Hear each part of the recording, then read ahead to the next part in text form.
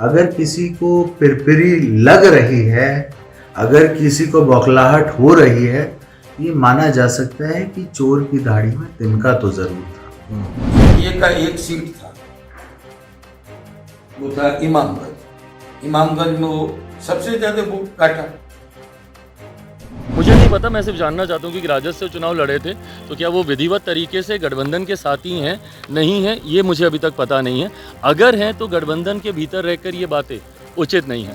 उनके गठबंधन के, हमारे गठबंधन के घटक दल का कोई उनकी पार्टी से नेता बोलेगा तो मैं जरूर जवाब दूंगा। नमस्कार, मैं हूं श्रुति और आप देख रहे हैं इम्पैक्ट लाइव। बिहार में इन दिनों आनंद मोहन परिवार और चिराग पासवान के बीच जारी विवाद सुर्खियों में है। हालांकि दोनों ही कहीं न कहीं एनडीए का हिस्सा है, लेकिन दोनों ही तरफ से जुबानी जंग कम होने का नाम नहीं ले रहा। एक तरफ शिवहर से विधायक चेतन आनंद ने चिराग पासवान को लेकर कहा कि वे पिक एंड यूज की पॉलिसी पर काम करते हैं, तो दूसरी तरफ चिराग पासवान ने कहा कि चेतन आनंद एनडीए में दरार डालने की कोशिश कर रहे हैं। हालांकि आनंद मोहन ने चिराग पासवान पर इमामगंज उपचुनाव में प्रचार नहीं करने के लिए निशाना साधा है, लेकिन अब जीतन राम मांझी ने चिराग पासवान के बारे में सवाल किया तो उनका जवाब चौंकाने वाला था।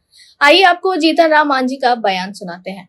देखिए, आनंद मोहन जी की ये व्यक्तिगत बात है। हम एनडीए के नेताओं में एक हैं।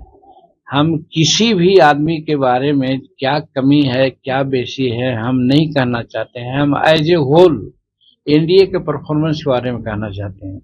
एनडीए का परफॉर्मेंस बिहार में सर्वोत्तम रहा, इसमें सबका योगदान रहा, चाहे चिराग पासवान हो, चाहे और कोई भी न, हमारे उपेंद्र कुशवाहा जी हो, तो सबका रहा। इसमें किसी पर उंगली उठाना मैं समझता हूँ उचित नहीं है। अगर उठाई गई है उंगली तो उनका व्यक्तिगत मामला है कि उनकी पत्नी चुनाव लड़ रही थी पार्लियामेंट में, वो 3 बार बुलाए थे उनको और उनके लिए स्टेज वगैरह बना के तैयार रखे थे। अब तीनों बार चिराग नहीं गए थे, इसका उनको दर्द छलका यहाँ वो कर रहे हैं, तो उसके चलते हम लोग ऐसा नहीं करेंगे। हाँ, नहीं गए, हम भी टेलीफोन करना चाहा, हमसे बात उन्होंने नहीं की, तो उससे क्या हो सकता है उनकी व्यवस्था हो, उसको हम अदरवाइज नहीं मानते हैं। हम मानते हैं कि जीत हुई, एनडीए की जीत हुई, इसमें सभी नेताओं का सहयोग। आपका लगातार क्यों जा रहा है कि गया के लिए जो वादा किया वो हम पूरा कर रहे हैं, तो आप देख नहीं रहे का यहाँ का वादा नहीं, राष्ट्रपति प्रधानमंत्री के सामने कहा था कि हमारी कड़ाही खाली है महोदय, एक गया को और बुद्ध गया को कॉरिडोर बना देते हैं तो हमारी कड़ाही भर जाएगी। आज कड़ाही भर दिया उन्होंने। फिर अमृतसर कोलकाता एक्सप्रेस वे जा रही है, फिर बक्सर और वैशाली एक्सप्रेस जा रही है, क्रॉस रोड पड़ रहा है डोभी और बोधगया के बीच में। इसी के लिए गया को उन्होंने इंडस्ट्रियल हब बनाने की घोषणा कर दी है। इसके लिए प्रधानमंत्री को धन्यवाद देते हैं। फिर आपने अभी देखा कि भारत चट्टी सहित 2 जगहों में भी इलेक्ट्रिक प्लांट लगा दिया गया, जिससे बहुत फायदा है। फिर आपने देखा कि गांधी मैदान में 4 करोड़ समथिंग से उसका ब्यूटिफिकेशन की बात हो रही है। और अभी अपुष्ट हम कह रहे हैं, लेकिन 2-3 दिन में आप देखिएगा गया एक तरह से वो कौन सिटी कहते हैं उसको, मेट्रो सिटी के रूप में गया कहलाएगी, क्योंकि सर्वे होने आ रहा है। तो कहने का मतलब एक से एक बात तो हो ही रही है। और फिर हम लगे हुए हैं, गया से डाल्टनगंज तक रेलवे की स्वीकृति लगभग हो गई है 426 करोड़ का। फिर गया से इस्लामपुर का भी रेलवे के लिए हम लोग लगे हुए हैं।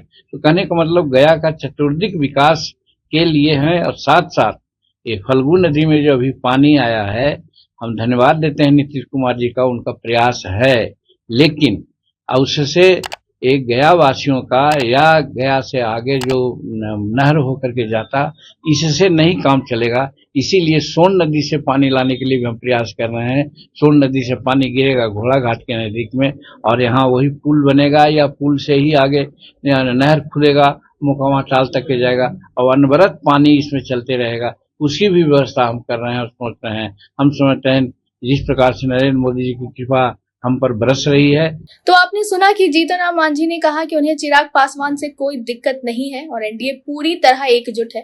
हालांकि उन्होंने यह जरूर कहा कि चिराग पासवान को उनकी तरफ से कॉल किया गया था लेकिन कोई रिस्पांस नहीं मिला। वहीं आनंद मोहन प्रकरण को लेकर उन्होंने चौंकाते हुए बताया कि चिराग पासवान से उनकी नाराजगी की वजह क्या है। मांझी के अनुसार आनंद मोहन परिवार का चिराग पासवान से नाराजगी की वजह का कनेक्शन लोकसभा चुनावों से है। देखे तो चेतन आनंद ने भी कहा है कि लवली आनंद जब चुनाव लड़ी तो चिराग पासवान साइड वाले हर क्षेत्र में गए लेकिन शिवहर आना उन्हें उचित नहीं लगा। चेतन आनंद ने यह भी कहा कि वे टाइम देकर हेलीकॉप्टर का नंबर लिखवाकर उसके बाद नहीं पहुंचे थे। इसका अर्थ यह है कि लोकसभा चुनावों में चिराग पासवान के शिवहर नहीं पहुंचने से आनंद मोहन परिवार नाराज है। ऐसे में बिहार विधानसभा चुनावों में एनडीए में जारी खटपट पर बीजेपी और जेडीयू क्या रास्ता अपनाते हैं, इस पर सभी की नजरें रहेंगी। ऐसे ही तमाम खबरों के लिए देखते रहिए इम्पैक्ट लाइव। धन्यवाद।